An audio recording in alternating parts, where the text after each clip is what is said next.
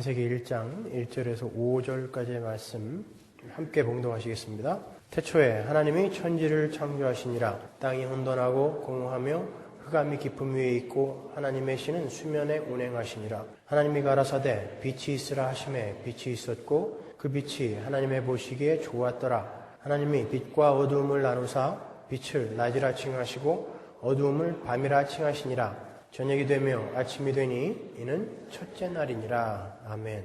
우린 지난 시간에 하나님께서 시간이 창조되기 전인 영원 속에서, 시간 이전은 영원이라고 그랬어요. 영원 속에서 어떠한 목적을 가지시고 레시트, 시간을 창조하셨고 그 시간과 함께 물질이라는 것이 생겨났다는 것을 배웠습니다. 그 시간이라는 것은 물질의 존재 방식이라고 그랬죠. 그리고 그 시간이 사라지게 될 때 물질도 함께 사라지게 되는 것이라는 것도 배웠어요. 그래서 시간이 사라지게 될 때 사람의 영혼은 영혼 속으로 들어가게 되는 것이고 거기에서 영원한 천국과 영원한 지옥의 개념을 도출해낼 수 있는 것이라고 말씀드렸어요. 그런데 인간이 이 물질인 육신과 물질 세계를 떠나는 그날, 다른 말로 우리가 죽는 날, 숨을 거두는 날, 그 사람은 시간 속에서 떠나는 것이기 때문에 인간은 죽음과 동시에 영원으로 들어가는 거라고 했습니다. 그래서 성경은 우리 성도들에게 매일매일을 영원을 준비하는 삶을 살아라 라고 이야기하는 거죠. 성경은 그렇게 매일매일을 영원을 준비하며 사는 삶을 에녹의 삶을 예로 들어서 하나님과 동행하는 삶이라고 부르죠. 그리고 그들이 바로 이 땅에서 천국을 사는 사람들이며 앞으로 천국을 살 사람들이다 라고 이야기합니다.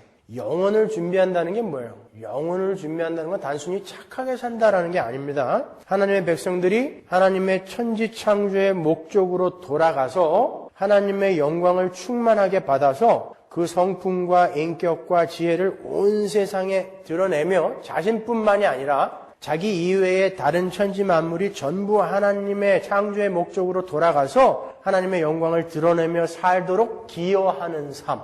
자기를 위해서 다른 만물을 짓밟는 삶이 아니라 자기로 인하여 천지 만물이 하나님의 창조의 목적으로 돌아갈 수 있도록 기여하는 삶. 그것이 영혼을 준비하는 삶, 하나님과 동행하는 삶, 하나님의 영광을 드러내는 삶이라고 이야기하는 거예요. 오늘은 창세기의 첫째 날에 관해서 공부를 해보도록 하겠습니다. 1절의 말씀, 태초에 하나님이 천지를 창조하시니라 라는 이 구절을 가지고 학자들 간에 많은 이견들이 있어요. 유명한 구약학자인 이제이 영 같은 사람은요, 이 창세기 1장 1절이 실제 창조의 과정을 설명한 말씀이 아니라 6일 동안 이루어진 전체 창조에 대한 광범위한 요약 설명, 즉 서론적 설명이라고 봐요. 쉬운 말로 제목이다 이 말이죠. 여기 계신 분들 중에도 그렇게 이해하고 계신 분들이 꽤 있으실 거예요.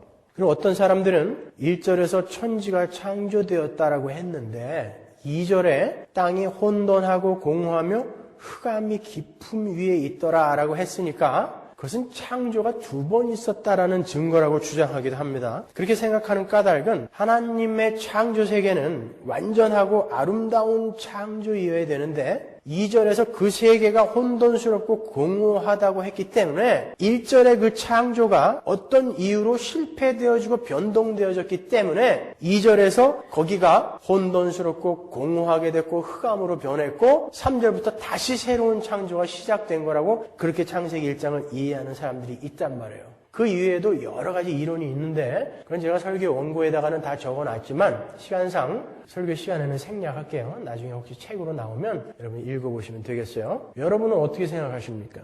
저는 이 창세기 1장 1절의 말씀이 6일간의 창조를 요약해서 말하는 제목이라고 보지도 않고 지금 이 세상이 있기 전에 어떤 다른 창조를 말하는 것으로도 보지 않아요. 저는 이 창세기 1장 1절의 창조는 창조의 첫째 날, 첫 사역을 설명한 것으로 보는 거예요. 창조의 첫째 날. 왜냐하면 1절에 나오는 그 천지는 천지 만물을 말하는 게 아니라 말 그대로 하늘들과 땅을 지칭하는 단어예요. 그리고 그 전지전능하신 하나님의 창조가 실패로 돌아가서 다시 엎어버리고 새 창조를 하셔야 한다는 것은 있을 수가 없는 일이죠. 그러면 그분은 전지전능하신 하나님이 아니니까. 그렇지 않아요? 즉 하나님께서 천지 만물을 창조하실 때 첫 일로 시간과 함께 그야말로 천지, 하늘들과 땅을 창조하신 거예요. 그리고 거기다가 빛을 보태신 거예요. 그게 첫째 날인 것입니다. 여기서 하늘이 하늘들, 샤마임이라고 묘사가 된 것은 성경이 하늘을 셋으로 표현하기 때문에 그래요. 우리가 눈으로 보는 이 대기권의 하늘, 그것을 하늘이라고 그러죠. 그리고 끝없이 펼쳐져 있는 저 우주, 그것을 또 하늘이라고 그래요. 그리고 세 번째로 하나님이 거하시고 하나님의 백성들과 함께 하실 그 하늘, 그걸 또 하늘이라고 그러죠. 그래서 바울이 하나님 나라에 가서 하나님을 뵙고 왔을 때 거기를 삼층천이라고 이야기하는 거예요. 세 번째 하늘이라고 이렇게 이야기하는 것이죠. 그러니까 하늘들이 그때 창조됐단 말이에요. 태초에. 그러니까 이 우주라는 공간과 지구가 그 첫째 날 만들어진 거죠. 그리고 하나님과 하나님 이외의 다른 존재들이 함께 거할 하나님 나라도 그때 만들어진 거예요. 거기에 대해서는 제가 나중에 자세하게 또 설명을 해드릴게요. 이렇게 첫째 날에 하늘들과 땅, 즉 지구가 만들어졌고 거기에 빛이 보태진 거예요. 그러면 이런 의문이 생기죠. 지금 우주에 지구가 달랑 하나 생겼다는 것인데 왜? 별들과 해, 달은 넷째 날 만들어졌잖아요. 그죠? 그러니까 우주와 그 우주의 공간에 달랑 지구 하나 딱 걸려 있는 거죠. 분명 해와 달과 별들은 넷째 날 만들어졌는데 첫째 날에 만들어진 그 지구가 어떻게 그 우주에 매달려 있을 수 있었을까요, 여러분? 이 지구가 지금 어떻게 이 공간에 매달려 있죠? 줄로 누가 이렇게 매달아 놓은 것도 아닌데 어떻게 그게 이 우주 공간에 궤도를 벗어나지 않고 그 자리에 계속 그렇게 존재할 수 있습니까? 별들 사이의 거리, 질량, 인력 이런 것들이 서로 작용을 해서 그것들이 거기에 그 자리에 있는 거예요. 태양도 그 자리에 있고 달도 그 자리에 있고. 근데 지구만 달랑 있을 때는 어떻게 그게 거기에 매달려 있냔 말이에요. 하나님이니까 가능한 거예요. 욥기 26장 7절 보세요. 그는 북편 하늘을 허공에 펴시며, 여기서 허공, 토후라는 단어는 빈 것, 무라는 거예요. 무에다가 하늘을 펴셨어요. 우주를 만드셨다는, 공간을 만드셨다는 거예요. 땅을 공간에 다시며 지구를 그 공간에다 달아서 타라, 매달다라는 뜻이에요. 하나님이 매달아 놓은 거예요. 자연의 법칙이 생기기 전에 하나님이 거기에 있으라라고 한 거죠. 자연의 법칙 이런 건 나중에 부수적인 것들이고 하나님이 거기 있으라 하니까 거기 있는 거예요. 그렇게 창조된 지구는 처음에는 무질서의 상태였어요. 그래서 오늘 본문 2절이 땅이 혼돈하고 공허하며 흑암이 깊음 위에 있었다라고 표현을 하는 거예요. 그렇게 창조된 무질서한 천지를 시간 속에서 질서를 잡아가는 거, 그게 엿새 동안의 창조인 거예요. 왜 그러면 처음에 땅이 무질서한 상태로 그렇게 창조가 되었을까요? 그리고 그것을 구태여 6일 동안에 차례차례 질서를 잡아가실까요? 그 창조는 단순히 천지 만물의 창조를 인포메이션, 우리에게 던지는 것이 아니라 정보를 제공하는 것이 아니라 뭘 힌트하고 있기 때문에 그런 거라고 그랬잖아요. 뭘 힌트한다고 그랬습니까? 그 창조가. 혼돈과 공허와 흑암뿐인 타락한 죄인들 속에 들어오셔서 빛으로 우리를 질서로 들어오게 만드시는 그 하나님의 구속사를 이 창조에서 지금 힌트하고 계시는 거기 때문에 첫째 날 혼돈과 공허와 흑암으로 천지가 창조가 된 거예요. 그러니까 첫째 날 천지가 창조되었을 때 지구는 혼돈과 공허와 깊은 바닥은 있었어요. 그것을 깊음이라는 단어, 태움이라는 단어는 바다라는 뜻이에요. 근데 그곳에 성령이 계세요. 하나님의 신이 수면 위에 운행하셨다 그러죠. 그 구절이 2절 말미에 붙어 있어요. 여기서 운행하다라고 번역이 된 히브리어 라하프라는 단어가 뭐라고 했어요? 여러 번 설명해 드렸는데 암탉이 새끼를 이렇게 품고 있는 단어라고 그랬죠. 그러니까 성령께서 그 혼돈하고 공허하며 흑암뿐인 세상을 질서와 풍요와 빛의 세상으로 창조해내시기 위해서 그 모든 것을 이렇게 품어 안고 계시는 모습이에요. 그러니까 창조라는 것은 태초부터 예수 그리스도와 성령 하나님이 성부 하나님의 뜻을 받들어 만들어내신 삼위 하나님의 작품이라는 것을 우리가 거기서 알 수 있죠. 지금 여러분이 창세기 1장 1절 2절의 내용을 머릿속에 이렇게 그리시고 따라오셔야 돼요. 그 모습은 창세전에 있었던 하나님의 계획을 받들어서 성자 예수 그리스도와 성령 하나님께서 택한 자들 속에서 이루어가고 계신 오늘날의 그 새 창조를 그림으로 지금 이렇게 보여주고 있는 거란 말이에요.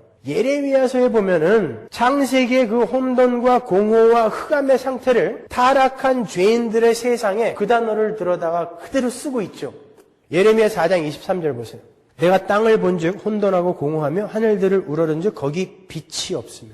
보세요. 여기 보시면 타락하고 추악한 그 세상을 혼돈과 공허와 빛이 없음으로 표기를 한단 말이에요. 성경은 창세기부터 계속해서 그 이야기를 하고 있는 거예요. 혼돈과 공허와 흑암뿐인 바로 이 인생 속에 예수님께서 빛으로 들어오셔서 그들을 어떻게 질서 속으로 끌어내시는가를 보여주는 거예요. 바로 그 이야기가, 그 구속의 이야기가 창세기의 창조를 시작으로 이제 가시적으로 이 역사 속에 이제 나타나는 거죠. 그게 역사예요. 히스토리. 히스토리가 뭐예요?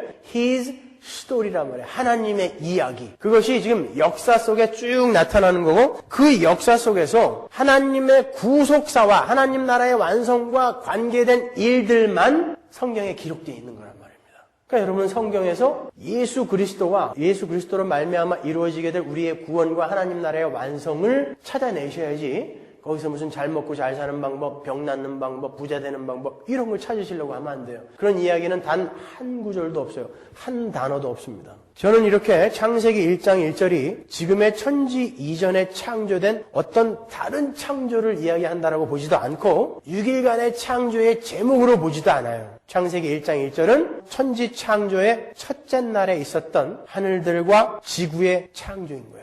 1절과 2절이 이제 해결됐죠? 계속해서 본문 3절을 보시면 하나님께서 가라사대라는 말이 있어요. 여기서 가라사대, 아마르라는 이 단어에도 아주 중요한 의미가 담겨져 있습니다. 창세기 1장에만도 가라사대, 아마르라는 단어가 9개나 나와요. 우리는 그 단어, 가라사대, 아마르라는 단어를 통해서 천지가 말씀으로 창조되었다는 것을 추론해내죠. 왜? 가라사대가 말씀하시되라는 뜻이니까. 그렇죠? 그렇다고 창세기에 정확하게 천지가 말씀으로 창조되었다라는 말은 한 군데도 나오지 않아요. 그러면 천지가 말씀으로 창조가 된 것을 어떻게 아는가? 역시 신약으로 가야죠. 신약에서 창세기 1장에 가라사대, 아마르라는 단어가 하나님이 말씀으로 천지를 창조하셨다라는 것을 의미하고 있음을 밝혀주잖아요. 히브리서 11장 3절 보세요. 믿음으로 모든 세계가 하나님의 말씀으로 지어진 줄을 우리가 아나니 보이는 것은 나타난 것으로 말미암아 된 것이 아니니라. 보세요. 천지는 말씀으로 창조가 됐어요. 그런데 성경은 그 하나님의 말씀은 단순히 밖으로 내뱉어지는 말, 언어를 의미하는 것이 아니라 예수 그리스도다라고 이렇게 밝히고 있어요. 요한복음 1장 1절 보세요. 태초에 말씀이 계시니라. 이 말씀이 하나님과 함께 계셨으니 이 말씀은 곧 하나님이시니라. 그가 태초에 하나님과 함께 계셨고 만물이 그로 말미암아 지은 바 되었으니 지은 것이 하나도 그가 없이는 된 것이 없느니라. 천지 만물은 말씀으로 창조되었다고 했는데 성경의 다른 곳에서는 예수 그리스도가 천지를 창조하셨다고 이야기하잖아요. 그러니까 말씀은 예수 그리스도란 말이에요. 골로새서 1장 15절 보세요. 그는 보이지 아니하시는 하나님의 형상이요 모든 창조물보다 먼저 나신 자니 만물이 그에게 창조되되 하늘과 땅에서 보이는 것들과 보이지 않는 것들과 혹은 보좌들이나 주관들이나 정사들이나 권세들이나 만물이 다 그로 말미암고 그를 위하여 창조되었다. 그분으로부터 창조되었고 그분을 위하여 창조된 거예요. 그러니까 인간을 포함한 천지 만물은 자기 자신을 위해서 살면 안 돼요. 그렇게 창조가 안 됐어요. 원래가 예수 그리스도를 위해서 살도록 창조가 됐어요. 그런데 중요한 건 피조물들은 그렇게 살 때가 가장 행복해요. 우린 신앙생활을 통해서 그게 왜 사실인지를 배우는 거예요. 타락한 인간들이 하나님께 순종하지 않고 예수를 위해 살지 않고 나만을 위해서 살았을 때 얼마나 처절하게 얼마나 추악하게 변해가는가를 우리는 신앙생활을 통해서 배우는 것입니다. 여러분. 그리고 예수께 순종하며 하나님께 의존하며 사는 삶이 진짜 행복한 삶이라는 것을 경험하는 거예요. 그게 우리의 신앙생활인 거예요. 히브리서 1장 2절 보세요. 이 모든 날 마지막에 아들로 우리에게 말씀하셨으니 이 아들을 만유의 후사로 세우시고 또 저로 말미암아 모든 세계를 지으셨느니라. 누구로 말미암아? 아들로 말미암아. 히브리서 1장 10절 또 주여 태초에 주께서 땅에 기초를 두셨으며 하늘도 주의 손으로 지으신 바라. 그래서 주가 누구예요? 예수 그리스도. 이렇게 천지는 말씀이신 성자 예수 그리스도에 의해서 창조가 된 거죠. 이 이야기는 우리가 신앙생활을 하면서 많이 들었던 이야기예요. 하나님께서 천지를 말씀으로 창조하셨다. 그런데 그 말씀은 예수님이다. 따라서 천지는 예수님이 창조한 것이다. 그러나 우리가 정말 막연하게는 알고 있지만 제대로 이 개념을 정리하고 있습니까? 예수님이 말씀이시다. 이게 무슨 뜻이에요? 하나님이 말씀을 막 하시면 예수님이 입에서 막 튀어나와요. 그 무슨 뜻이에요? 그 문제를 한번 해결해 보자고요. 여러분, 하나님께서 태초에 말씀으로 천지를 창조하시면서 어떤 나라 말로 말씀하셨을까요? 빛이 있어라. 한글로 그러셨을까요? 아니면 let there be light. 영어로 하셨을까요? 아니면은 오르하야. 히브리어로 하셨을까요? 아니면은 푸오슬람파이. 헬라어로 그러셨을까요? 아니면 어떤 사람이 이야기하는 것처럼 방언으로 하셨을까요?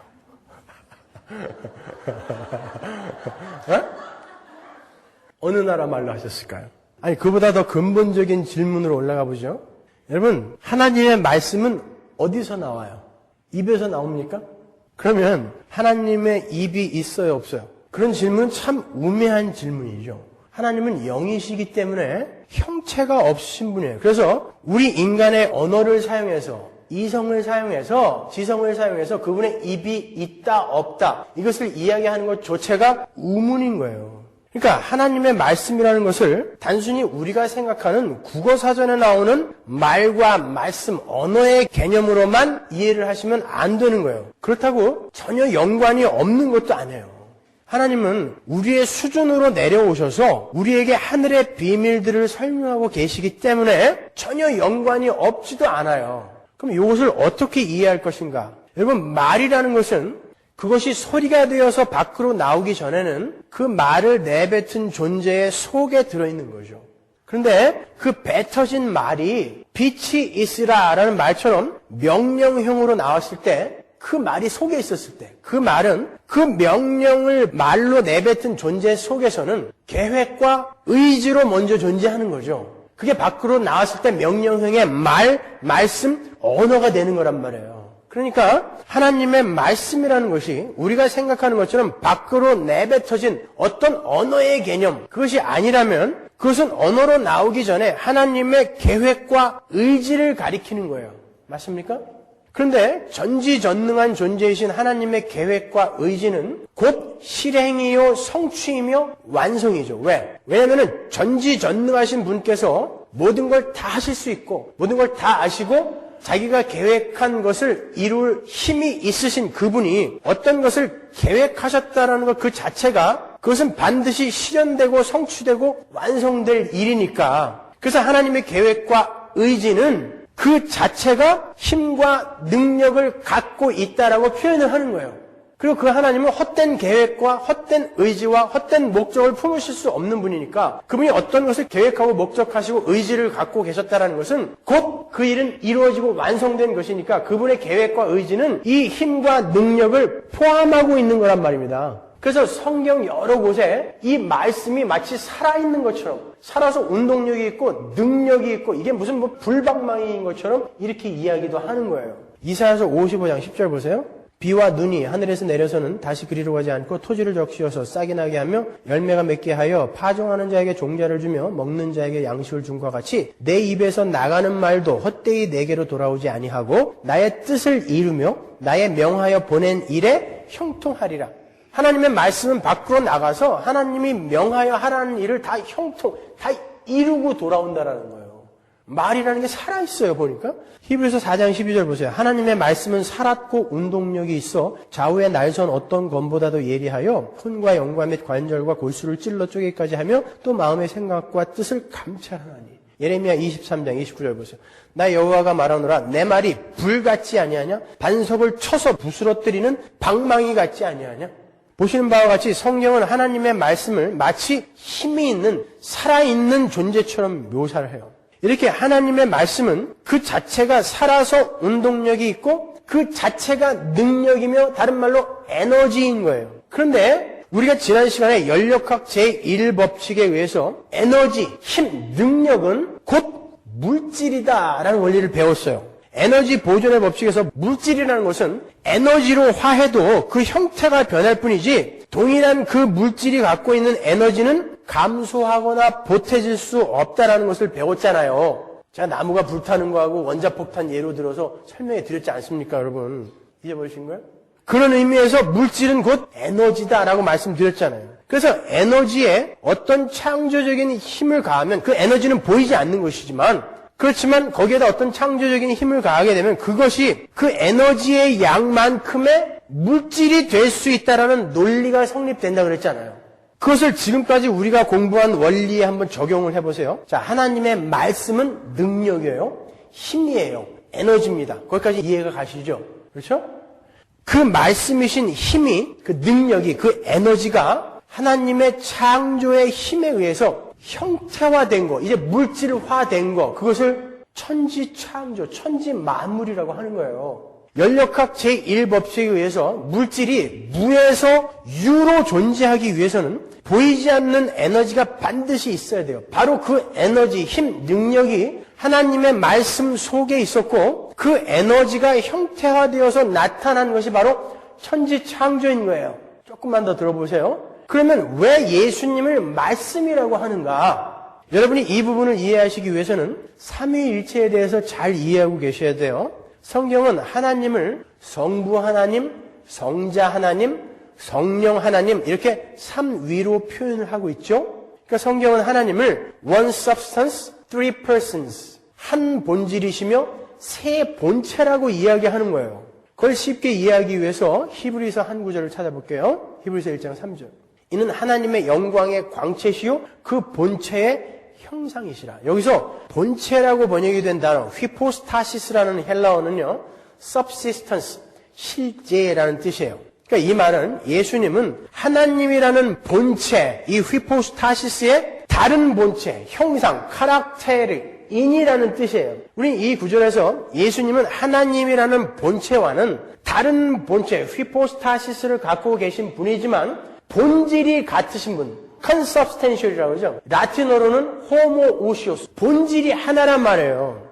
그걸 알 수 있는 거예요. 그러나 하나님과 다른 본체를 갖고 계신 성자 예수 그리스도는 성부 하나님과 본질이 같으신 분이기 때문에 성부 하나님의 계획과 의지에 정확하게 동의를 하시며 그것을 실행에 옮기시는 분이에요. 그리고 성령 하나님은 성자께서 실행하는 것을 적용하는 분이죠. 여기에 대해서는 성령론, 삼위일체 테이블 다시 한번 들어보세요. 구약이나 신약 할 것 없이 성경은 예수님을 하나님, 성부 하나님의 계획과 의지를, 다른 말로 뭐라고 했어요? 이게 말씀, 계획과 의지를 그대로 실행에 옮기시는 분으로 표현하고 있잖아요. 요한복음 5장 17절 보세요. 예수께서 저희에게 이르시되 내 아버지께서 이제까지 일하시니 나도 일한다 하시며. 잘 이해하셔야 돼요. 이 구절은요. 예수님은 세상의 창조 때부터 자신이 성부와 더불어서 끊임없이 일해 오셨음을 여기서 천명하시는 거예요. 주님은 창조 때부터 세상과 하나님 사이의 중보자로 일을 하신 거예요. 천지 창조 때는 하나님의 계획과 의지를 가시화시켜서 천지 만물을 창조해내셨고 구약 시대에는요 하나님의 사자의 모습으로 이 땅에 내려오셔서 하나님의 계획과 의지를 실행에 옮기신 거예요. 그리고 2000년 전에 성자 예수님은 직접 육신을 입고 이 땅에 내려오셔서 하나님의 계획과 의지를 실행에 옮기신 거예요. 잘 기억해 보세요. 기드온에게 나타났던 하나님의 사자, 천사, 또 삼손의 부모에게 나타나셨던 하나님의 사자, 그 야곱과 씨름을 한 하나님의 사자, 또 아브라함이 만난 하나님의 사자, 그 천사들을 보고 그 사람들이 동일하게 외친 말이 뭐예요? 내가 여호와를 배웠다라는 말을 하죠. 그리고 스가랴서 2장에 보면 청량줄을 잡은 자에 대한 환상이 나오는데 3절에서 천사가 다른 천사를 보내는 장면이 나와요. 근데 9절에 보면 보내는 천사를 만군의 여호와라고 선포를 해요. 이렇게 하나님께서는 천사의 모습으로 이 땅에 내려오셨었단 말이에요. 그런데 이사야서에 보면은 예수 그리스도를 또 만군의 여호와라고도 이야기해요. 왜? 본질이 같으니까. homoousios, consubstantial. 이사야서 25장 9절 보세요. 그날에 말하기를 이는 우리의 하나님이시라. 우리가 그를 기다렸으니 그가 우리를 구원하시리로다. 이는 여호와시라. 우리가 그를 기다렸으니 우리는 그 구원을 기뻐하며 즐거워하리라 할 것이며. 그러니까 성자 예수 그리스도는 육신을 입으시기 전에도 주의 사자의 모습으로 이 땅에 내려오셨었다는 거예요. 계속해서 하나님의 계획과 의지와 목적을 이 땅에서 실행해내기 위해서 하나님과 인간과 천지 만물 사이의 중보자로 예수님은 계속 일을 하셨다는 것입니다. 종합을 해보면 성부 하나님과 다른 본체를 지니셨지만 한 본질 속에 계신 성자 예수 그리스도께서는 육신을 입으시기 전인 창조 때나 구약 시대 때도 이 땅에 내려오셔서 하나님의 계획과 목적을 실행에 옮기시면서 하나님과 하나님의 백성들 사이에서 중보자의 역할을 이미 하고 계셨음을 볼 수 있는 거예요. 그래서 고린도전서에 보면 바울이 출애굽한 이스라엘 백성을 광야에서 끌고 가신 분을 누구라 그래요? 예수 그리스도라고 그러잖아요. 그렇죠? 성부 하나님이라고 안 그러고 예수 그리스도가 그들을 끌고 갔다고 그러지 않습니까? 복음서에서도 주님이 아브라함이 누구를 보았다? 예수 그리스도를 기다리다 보았다라고 이야기하죠. 히브리서에서 모세가 그 능력을 어떻게 참았다 그래요? 예수 그리스도를 위해서 참았다 그래요. 모세가 언제 예수를 봤어요? 그런데 예수를 위해 모세는 능력을 참았다 그래요.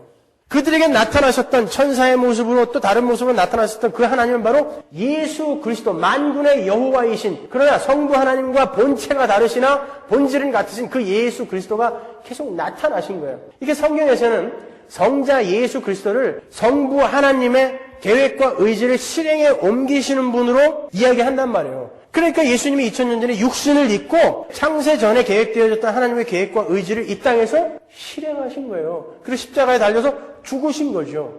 자, 이제 거꾸로 한번 가볼게요. 그분이 이 땅에 내려오셔서 창세 전에 하나님께서 계획하셨던 그 계획대로 완벽하게 살아내시고 죽기까지 순종하여 십자가를 지심으로 새 창조를 시작하신 그 복음을 오늘 우리가 공부하고 있는 창세기의 첫 창조와 비교해서 한번 이해를 해보세요. 예수님은 이 땅에 육신을 입고 내려오셔서 하나님의 그 새 창조를 이루신 것처럼 첫 창조 때도, 왜? 첫 창조는 이 새 창조를 힌트하는 거니까 그 첫 창조 때도 창세전에 있었던 하나님의 작정과 예정을 우리 주님은 그대로 실행에 옮기신 거죠. 그래서 천지가 창조된 거예요. 그런데 우리가 좀 전에 공부했듯이 하나님의 계획과 의지가 힘과 능력이 되어서 실행되어지는 거, 그걸 뭐라 그랬어요?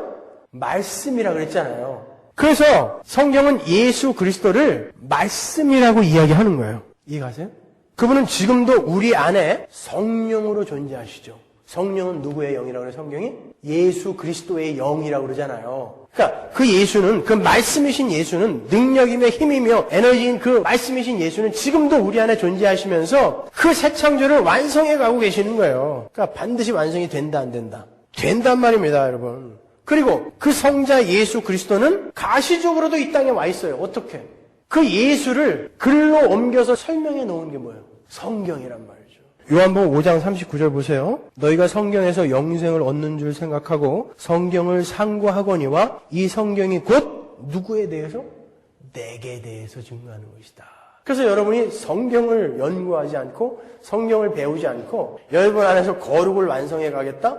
하나님 나라의 완성이 필요한 나의 거룩을 완성해 가겠다? 이건 말이 안 되는 것입니다. 여러분은 성경을 우습게 생각할지 몰라도 그 성경이 바로 능력이신 예수 그리스도라니까요. 그래서 말씀은 우리 안에 들어와서 살아서 운동력에서 영과 혼과 골수를 쪼개버리는 것입니다. 그 자체가 힘인 거예요. 그래서 성경을 말씀이라고 하는 거고 예수 그리스도를 말씀이라고 하는 거고 그 말씀이 천지를 창조했다라고 얘기하는 거예요. 이해가 가셨죠, 이제? 예. 그렇게 해서 이제 창세기의 첫째 날 천지가 창조되고 그 무질서한 천지 위에 창조된 게 있어요. 그게 뭐죠? 빛이에요. 빛이 있어라. 그것은 혼돈과 공허와 흑암뿐인 천지 창조 위에 이제 질서가 잡히기 시작한다는 거예요. 그런데 그 빛은 태양빛이 아닌 어떤 다른 빛이에요. 태양은 넷째 날 만들어졌으니까. 그렇지 않습니까? 그 빛이 무엇인지를 알기 위해서는 신약에서 출발을 해야 돼요. 창세기 안에서 아무리 연구를 해도 그 빛이 뭔지는 절대 알 수가 없죠. 신약에서 하나님께서 혼돈과 공허와 흑암뿐인 죄인들을 질서와 풍요와 빛으로 이끄시기 위해서 첫 번째로 하신 일이 뭐죠? 빛을 비추셨잖아요. 예수를 이 땅에 보내신 거잖아요. 그렇죠? 그러니까 이 첫째 날, 창세기 첫째 날 만들어진 빛은 예수 그리스도와 아주 밀접한 관련이 있겠죠. 하나님께서 혼돈과 공허와 흑암뿐인 죄인들을 질서와 풍요와 빛으로 이끄시기 위해서 첫 번째로 하신 일이 예수 그리스도, 빛을 이 땅에 보내신 거예요. 하나님의 말씀의 실행자이신 예수님을 이 땅에 보낸 거란 말입니다. 그래서 요한복음의 첫째 날 빛이 온 거예요. 요한복음의 7날과 창세기 7날은 정확하게 같은 것을 의미하는 거라고 말씀드렸지 않습니까? 그러니까 요한복음의 첫째 날 빛이 오는 거예요. 이 땅에 참 빛이 내려오는 거예요. 그 참 빛은 바로 창세기 1장 첫째 날에 나오는 그 빛이 힌트하고 있던 그 빛이라는 말이에요. 요한복음 1장 9절 보세요. 참빛 곧 세상에 와서 각 사람에게 비추는 빛이 있었나니 그가 세상에 계셨으며 세상은 그로 말미암아 지은 바 되었을 때 세상이 그를 알지 못하였고. 다 들어있잖아요 여기에. 그분이 빛이에요. 근데 그 빛이 세상을 창조했는데 세상이 그 빛을 못 알아보더라는 거예요. 그러니까 창세기의 그 첫째 날의 빛은 무슨 빛이에요? 태양을 발광체로 하지 않는 하나님으로부터 온 그 빛, 혼돈과 공허와 흑암의 질서를 세우시고 풍성함으로 채우시며 어둠을 몰아내실, 무에서 유로 생명을 창조해내실 그 하나님의 생명력, 그게 예수님이었잖아요. 그 하나님의 생명력이 바로 창세기의 첫째 날의 빛이에요. 그렇다고 여호와의 증인들이 이야기하는 것처럼 창세기 첫째 날 예수님이 창조됐다는 말은 아니에요. 끝까지 잘 들으세요. 다른 말로 창세기 1장 3절에 그 빛이 있으라라는 그 하나님의 말씀은 하나님께서 이제 그분의 능력과 지혜로, 다른 말로 하나님의 생명력으로 무에서 유를 창조해내시겠다라고 하는 하나님의 포효요 선포인 거예요. 그리고 실제로 어두움과 구별되는 어떤 빛이 실제로 존재하게 됐어요. 그리고 실제로 낮과 밤도 생겼어요. 제가 전에 그렇게 하나님으로부터 피조물들에게 쏟아 부어지는 하나님의 생명력이 뭐라 그랬습니까? 바라크, 복이라고 그랬잖아요. 그걸 다른 말로 하나님의 영광. 그렇잖아요? 그러니까 창세기의 첫째 날에서 우리가 알 수 있는 건 뭐냐면 하나님의 천지 창조는 하나님의 영광에서부터 출발을 한다라는 거예요. 그 창세기 첫째 날에 담고 있는 아주 중요한 내용인 거예요. 하나님의 영광이 발산이 되어서 역사 속에 가시화되어서 나타난 게 뭐라 그랬어요? 그게 천지 창조라고 했잖아요. 존재라는 것은 늘 자기 존재가 담고 있는 내용을 발산시킨다고 했잖아요. 그렇게 발산이 되어져서 만들어진 게 천지 창조라고 하지 않았습니까? 그래서 현대 철학이 하나님의 천지 창조를 보면서 존재라는 것을 정의했다라고 제가 말씀드렸잖아요. 몇 번씩이나 말씀드렸는데. 그게 하나님의 영광이 발산되어서 역사 속에서 이렇게 가시화되어 나타나는 게 그게 천지 창조예요. 그래서 천지 창조의 첫째 날 혼돈과 공허와 흑암으로 가득 찬 그 무질서한 천지에 빛 하나님의 영광이 나타나는 거예요. 천지 만물은 거기서부터 출발하는 거고 거기서 유래하는 거야 라는 걸 우리에게 보여주는 거예요. 바로 그 하나님의 생명력, 하나님의 영광이 만물을 존재케 하는 거고 만물을 유지하는 힘인 거예요. 그래서 첫째 날 빛이 있으라로부터 창조가 시작이 되는 거예요. 거기서부터 창조는 이제 시작되는 거야. 비롯되는 거야 라는 걸 보여주는 거죠. 신약에서는 그 하나님의 영광스러운 새 창조가 어디서부터 출발해요? 예수 그리스도로부터 출발하잖아요. 그분이 오심으로 우리가 구원을 받고 새 창조되는 거 아닙니까? 그렇죠? 그래서 그 예수 그리스도를 하나님의 영광의 광채, 빛이라고 이야기하는 거예요. 이게 이렇게 연결이 돼야 된단 말입니다. 히브리서 1장 3절 보세요. 이는 하나님의 영광의 광채시요 그 본체의 형상이시라. 그의 능력의 말씀으로 만물을 붙드시며 죄를 정결케 하시는 일을 하시고 높은 곳에 계신 위엄의 우편에 앉으셨느니라. 이런 구절들이 얼마나 수월해요, 이제. 그죠? 고린도후서 4장 6절. 어두운 데서 빛이 비추리라 하시던 그 하나님께서 예수 그리스도의 얼굴에 있는 하나님의 영광을 아는 빛을 우리 마음에 비추셨느니라. 이렇게 창세기의 첫째 날은 그 창조된 빛으로 말미암아 혼돈과 공허와 흑암의 질서가 잡히고 생명의 움이 트인 것처럼 예수 그리스도께서 하나님께 반역하여 질서를 깨트리고 혼돈과 공허와 흑암으로 만들어버린 죄인들에게 찾아오셔서 그들을 질서로 하늘의 풍요로 광명으로 인도하실 것이 힌트되고 있는 거예요. 창세기 1장 첫째 날에서도 예수 그리스도가 힌트되고 있단 말이에요. 왜 죄인들이 혼돈과 공허와 무질서, 흑암으로 빠지게 됐죠? 질서가 뭐예요? 하나님이 계시고 하나님께 절대 순종해야 되는 거. 이게 질서잖아요. 모든 만물은 그렇게 살아야 되는데 인간들이 자기들을 우주의 중심에 갖다 놓고 하나님 당신도 나를 도와줘야 돼. 이렇게 만들어버린 게 무질서란 말입니다. 그래서 하나님께서 예수라는 빛을 이 땅에 보내서 그 무질서로 떨어진 그 죄인들, 그 중에 선택되어진 하나님의 백성들을 질서 속으로 끌고 들어오는 거예요. 그걸 구원이라고 하는 거예요. 그게 창세기 1장 첫째 날부터 힌트 되어지고 있는 것입니다. 창세기는 단순히 이 세상은 어떻게 창조되었는지, 어떤 과정으로 창조되었는지 이런 인포메이션을 여러분에게 던지는 게 아니에요. 그건 아무 문제 아니에요. 왜 화석이 진짜 진화론자 이야기하는 것처럼 단순하고 작은 것부터 시작해서 복잡하고 큰 짐승으로 그렇게 지층이 돼 있는가? 왜 방수성 동위원소 측정법을 하면 이 지구의 나이가 백수십억 년이 되는가? 이런 거 궁금해하시면 안 돼요. 그것도 제가 과학적으로 설명해 드릴 수 있어요. 지금 시간이 없으니까 넘어가겠지만. 근데 그런 거 궁금해하는 거 아니에요, 우리는요. 그 안에서 예수 그리스도와 구원과 하나님 나라의 완성이 어떻게 이루어질 것인가를 찾아내는 것입니다, 여러분. 그 빛은 지금의 태양빛과 같은 그런 종류의 빛은 아니었지만 분명히 하나님의 영광이 드러나기 시작한 빛이었고요. 어두움을 밝히고 구별해내는 광명한 것이었고 아직 태양이 없었던 창세기의 셋째 날에 만들어진 풀과 씨 맺는 채소와 과목을 자라게 하는 숨어있는 빛, 보이지 않는 빛, 하나님의 생명력이었던 거예요.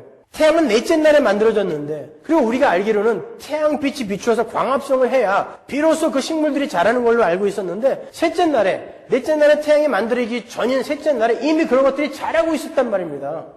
그리고 태양이 있어야 그 태양빛을 받아 밤과 낮이 구별이 되는 것인데 태양이 존재하지도 않는데 이미 밤과 낮이 구별되어졌다는 거예요. 이 우주의 질서, 우주의 법칙, 자연의 법칙조차도 지들 스스로 그렇게 되어지는 것이 아니라 하나님이 이미 그렇게 만들어 놓으셨다는 것이죠. 그 우주의 질서, 자연의 법칙을 움직이시는 것도 하나님이지 제1원인은 하나님이지 태양이 아니라는 거예요.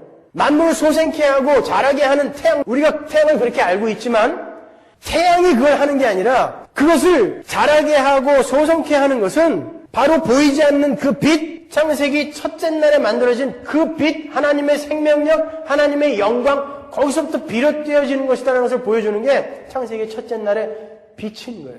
태양 빛하고 구별이 가시죠? 그러니까 그런 하나님을 믿고 있는 우리라면 그 하나님 앞에서 어떻게 해야 돼요? 납작 엎드려서 항복하는 거죠. 그걸 우리는 신앙생활을 통해서 배우는 거예요. 근데 어떻게 된 놈의 인간들이 그 하나님을 자기 종처럼 부리고 있다니까요. 우리는 하나님을 위해 존재하는 자들이란 말입니다. 나를 위해 하나님을 부리는 자들이 아니라고요. 내 소원을 위해, 내 문제의 해결을 위해 그분을 동원하는 게 기독교가 아니란 말입니다, 여러분. 우리는 진짜 행복한 삶, 정말 복된 삶, 정말 기쁜 삶, 하나님께 순종하고 그분께 완전히 의뢰하는 그 삶, 질서 속의 삶, 그 삶으로 돌아가는 거예요. 신앙생활을 통해서. 그래서 자꾸 우리를 부인하게 되고 우리를 포기하게 되고 하나님만이 정답이십니다 라는 것을 삶 속에서 배우는 거예요. 그래서 신앙생활은 쉽지 않은 것입니다, 여러분. 우리가 그 삶을 경주하지 않고 그 하나님에게 이 무질서인 세상 속에서 여기에서 고지에 올라가게 해달라고 바라고 있다면 그 사람이 어떻게 빛으로 창조가 된 사람이겠냐 이 말이에요. 제가 영화를 참 좋아하는데 영화 중에서도 독립영화를 아주 좋아해요. 독립영화는 많은 사람들에게 외면되어지는 영화고 개봉도 거의 안 되죠. 그런 것들이 이제 구해서 많이 봐요. 왜냐하면 그 사람들은 흥행을 목적으로 영화를 만드는 사람들이 아니기 때문에 흥행을 위해 가미되어지는 조미료가 싹 빠져 있어요. 거기에는. 그런 독립영화들을 보면 이 세상이 얼마나 무질서하고 더러우며 추악한지가 그대로 나타나요. 그래서 제가 독립영화들을 이제 자주 봐요. 러시아 영화, 프랑스 영화, 스페인, 포르투갈 영화 다 찾아서 이렇게 보는데 정말 이 세상은 우리가 알지 못하는 감히 우리가 상상할 수도 없는 더럽고 추악한 모습들이 너무나 많아. 그게 무질서인 거예요. 흑암인 것입니다. 그게 혼돈인 것입니다. 거기에 예수님이 빛으로 오신 거예요. 그래서 그 빛으로 끌어당겼어요. 자기 백성들을. 그래서 그들은 이제 그 혼돈과 공허와 어둠과 상관없는 그 삶을 추구하게 돼 있어요. 왜? 이게 너무 더럽고 추하고 그리고 나중에 나를 어떤 결과로 이끌어갈 것인지 알기 때문에 돌아선단 말입니다. 여기서. 근데 여전히 이쪽을 쫓아가면서 그걸 핥아먹고 있는 사람들이 어떻게 그리스도인이냔 말이에요. 아닌 거예요. 창세기 1장 1절만 제대로 공부를 해도 우리는 그렇게 살 수 없는 거예요. 오늘날 교회, 기독교가 어떻게 잘못 가고 있는지 창세기 1장 1절만 제대로 공부를 해도 우리는 명확히 알 수 있는 것입니다. 그래서 새 창조를 상징하고 있는 구약 성경에 게시된 그 구속사의 첫 사건도 전부 빛 예수 그리스도로부터 시작이 되는 거예요. 대표적인 게 뭡니까? 성막이죠. 성막은 인간의 구속사를 그대로 담고 있는 거예요. 성막이요. 그리고 출애굽 여정을 그대로 담고 있는 거잖아요. 성막이. 그 성막에 처음에 딱 들어가서 보이는 게 뭐죠? 제일 처음 나오는 게 번제단. 거기에 뭐 태우는 거죠? 어린 양, 죄 없는 어린 양. 죄 없는 어린 양은 뭐다? 빛이란 말입니다. 빛. 그죠? 이스라엘의 출애굽은 어디서부터 시작해요? 6월절. 6월절은 뭐예요? 죽어야 할 죄인을 대신해서 어린 양이 대신 죽고 그 피가 임방과 문설주에 발려지는 거죠. 빛에서부터 시작하는 거예요. 그래서 창세기 1장을 여러분이 잘 공부하시면 요한복음 전체가 눈에 확 들어오고 출애굽기 전체가 눈에 확 들어오고 성막이 눈에 확 들어온다고요. 똑같은 이야기예요. 그게 다. 나중에 제가 자세히 설명해 드리겠지만 똑같은 이야기를 하고 있는 거란 말입니다. 그러니까 성경은 전부 예수 그리스도와 우리의 구원, 하나님 나라의 완성, 그것만 이야기하고 있는 거예요. 우리가 요한복음에서 공부했다시피 여러분은 그 빛을 보고, 그렇죠? 빛이 이 땅에 오셨는데 아무도 못 알아봤어요. 그래서 세례 요한이 빛을 설명해야 돼. 빛은 설명하는 것이 아니라 빛은 그냥 보면 아는 건데 누군가가 빛을 설명하러 왔다는 것은 다 장님이라는 거죠. 그런데 그 빛, 아무도 알아보지 못하는 그 빛을 누군가가 알아봤어요. 누구예요? 하나님의 백성. 그 빛을 보고 그 빛에 의해 이제 새롭게 창조가 된 자들을 우리가 성도라고 하는 거죠. 그러면 그렇게 빛에 의해서 새롭게 창조된 그 자들은 어디로 들어오는 거예요? 혼돈과 공허와 흑암뿐인 무질서에서 질서 속으로 들어오는 거죠. 그럼 그 사람들은 어떻게 살아야 돼요? 나를 부인하고 하나님과 하나님이 사랑하는, 하나님이 자기 아들의 목숨까지 끊어가면서 사랑하신 그 내 이웃을 사랑하는 거예요. 그게 질서 속으로 들어온 사람들의 삶인 거예요. 근데 빛을 봤다 그러고 빛으로 들어왔다고 하는 사람들이 여전히 무질서 속에서 사는 사람처럼 그렇게 살고 있으면 어떻게 되는 거예요? 여전히 나만을 위해서 남을 언제든지 짓밟을 수 있고 언제든지 남을 험담할 수 있고 언제든지 남 욕을 서슴없이 해대는 그런 삶을 살고 있다면 그 사람은 아직 혼돈과 공허와 흑암 속에 사는 사람이죠. 그러니까 기독교는 여러분 보다 깊고 보다 넓은 거예요. 그리고 보다 높은 것입니다. 근데 여전히 무질서 속에 살면서 자기만을 위해서 살면서 자기 식구만을 위해서 살면서 내 편만을 위해서 살면서 그러면서 나는 빛을 보았대. 그리고 나는 빛에 의해서 새롭게 창조가 되었대요. 그게 말이 되냔 말이에요. 아닌 거예요, 여러분. 빛을 본 사람은 자기를 부인하고 나는 이제 완전히 소멸되어지고 하나님의 영광이 드러나고 그 하나님과 하나님이 사랑하는 그 백성들이 나 때문에 득을 보는 삶을 살게 되는 것입니다, 여러분. 그래서 우리는 예수를 믿고 많이 당해주는 거예요. 그리고 인내하고 사랑해주는 거예요. 그러므로 해서 그 빛으로 말미암아 그 어두움이 진짜 어두움이라는 게 드러나야 되는 거예요. 예수님이 이 땅에 오셨을 때 그 빛이 진짜 왔을 때 나머지가 전부 어둠이라는 것이 다 드러났듯이 그러니까 그 어둠들이 이 빛을 죽여버린 거 아닙니까? 마찬가지로 이 시대에도 그 빛을 받아. 성경은 그러잖아. 너희는 세상의 빛이다 그러지 않습니까? 빛을 받아 빛이 된 사람들은 그로 말미암아 이 세상의 어둠이 악이 폭로되어지는 거예요. 그래서 여러분이 그들에게 당함으로 말미암아 하나님이 얘들을 심판하실 근거와 물증을 만들어내는 것입니다.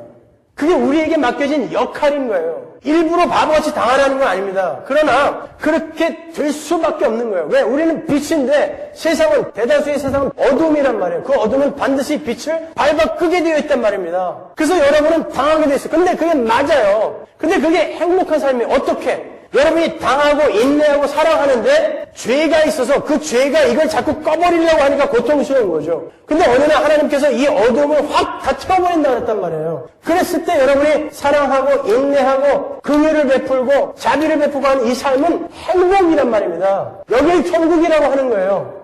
그래서 여러분은 고통 속에서 아직 죄악이 판을 치고 있기 때문에 고통 속에서 천국을 바라보는 특별한 사람들이 된 거예요. 그 고통 속에서 죄악이 여러분을 눌러버리는 그 고통과 억압 속에서 그 속에서 천국까지도 맛보는 사람들이 되어버린 것입니다. 그래서 당해주는 거예요. 아니 예수 믿으면 무슨 병신입니까? 당하기만 하게? 맞아요. 병신 되라는 거예요. 너희의 싸움은 혈과 육이 아니라는 것은 너희들 당했을 때 혈과 육으로 대응하지 말아라라는 뜻인 거예요. 아니 그래도 그렇게 계속 당해주면은 상대방의 버릇이 안 고쳐질 텐데요. 내가 그냥 확 어떻게 해버려야 이 사람이 그래도 자기가 잘못하는 것을 알고 버릇이 고쳐질 텐데. 천만의 말씀. 그럴 거면 예수님이 이 땅에 오셔서 죽지 않으셨습니다, 여러분. 여러분이 그렇게 해서 될 거면, 고쳐질 거면 예수님이 이 땅에 오셔서 죽을 필요가 없단 말이에요. 여러분이 아무리 두들겨 패고 엄청난 것으로 반응한다 하더라도 절대 상대방은 안 바뀌어요. 하나님이 쏟아 고치기 전에는. 그러니까 그냥 당해주라는 거예요. 열받죠. 구약의 선지자들이 그래서 전부 그런 시를 쓴 거예요. 하나님, 예수 믿으면 무슨 병신입니까? 왜 예수 안 믿는 저들은 저렇게 원하지 않는데도 부자가 되고 죽을 때도 때깔이 곱게 죽는데 나는 왜 예수 믿고 이 모양입니까? 전부 그거 아닙니까? 그때 주님 말씀하시는 거예요. 그래, 맞아. 네 삶이 맞는 거야. 그래야 저들이 악이라는 게 폭로가 되지 않느냐. 그래야 저들이 심판대 앞에 서서 할 말이 없어지지 않느냐. 너희들이 그 역할을 안 해주면 뭐가 악이고 뭐가 선인지를 어떻게 저들이 알겠느냐. 우리에게 그 역할을 맡기신 거예요. 여러분, 이 창세기를 포함한 모세 오경이 누구에게 최초로 주어진 거라고 그랬어요? 출애굽한 이스라엘 백성. 왜 모세가 그걸 써서 출애굽한 이스라엘 백성들에게 줬을까요? 얘들아, 너희들의 구원은 너희들이 애굽에서 너무 고생하는 게 어느 날 갑자기 하나님한테 들려서 아이고 이놈들 고생하는구나 하고서 하나님이 즉흥적으로 우발적으로 해준 것이 아니라 이 창세 전부터 이렇게 벌써 계획되어졌던 거란다. 그래서 창조부터 오는 거예요. 6월절부터 시작하는 게 아니라 그래서 창조부터 창세 전부터 오는 거예요. 그 이야기가. 너희들 때문에 아담이 있었던 거고 너희들 때문에 아벨이 있었던 거고 너희들 때문에 셋이 있었던 거야. 너희들 때문에 노아가 있었고 너희들 때문에 셈이 있었고 너희들 때문에 아브라함이 있었고 이삭이 있었고 야곱이 있었던 거야. 그리고 요셉으로 인하여 너희들이 애굽으로 들어가게 된 거고 거기에서 너희들이 이렇게 나오게 된 거야. 그게 어디서부터 시작했다고? 창조부터 이렇게 시작된 거야. 영원부터 시작된 거야. 그러니까 너희들이 얼마나 존귀한 자들이니 창조 전부터 이미 그게 계획되어 있었다면 너희들이 얼마나 존귀한 자들이니 이거 보여주는 거예요. 그럼 출애굽한 이스라엘은 누굴 상징하는 겁니까? 영적 이스라엘 여러분을 상징하는 거예요. 우리의 구원이 어느 날 우발적으로 내가 믿어줘서 된 것이 아니라 창세전부터 영원부터 그렇게 계획되어진 거고 그걸 위해서 천지가 창조되어진 것이라면 우리는 얼마나 존귀한 자들인가? 우리는 창세기에서 그걸 배우는 것입니다. 근데 여러분이 어떻게 사셔야 되겠어요? 존귀한 자답게 사는 거예요. 빛으로 말미암아 질서 속으로 들어온 자답게 사는 거예요. 여전히 무질서 속에서 나만을 위해서, 내 몸뚱아리만 위해서, 내 편만을 위해서 그렇게 사시면 안 되는 것입니다, 여러분. 우린 신앙생활을 통해서 그거 하다 가는 거예요. 그것이 이루어지는데 하나님이 여러분의 재산을 뺏어갈 수도 있고 여러분에게 병을 걸리게 하실 수도 있어요. 왜? 그건 중요한 게 아니에요. 내 새끼 정말 내 새끼답게 만드는 게 진짜 중요한 거기 때문에 하나님 눈에는 그건 아무것도 아닌 거예요. 아니 욥은 참았더니 10배를 주지 않았습니까? 그건 하나님을 알고 난 욥은 소유가 많건적건 아무 상관 안 했다는 걸 보여주는 게 10배의 축복이지 참으면 10배를 준다는 말이 아닙니다, 여러분. 잠깐인 거예요. 조금만 참으시면 이제 여러분 영원한 나라에서 영원히 빛으로 사시는 거예요. 그때는 이 빛을 끌려고 발광하는 인간들도 없고 죄가 없어요. 거긴 영원한 행복인 거예요. 그 삶을 이 땅에서 연습하시는 거예요. 영혼을 준비하세요. 하나님의 영광을 드러내는 삶을 사십시오. 그게 하나님과 동행하는 삶이며 성도의 삶인 거예요. 기도하겠습니다.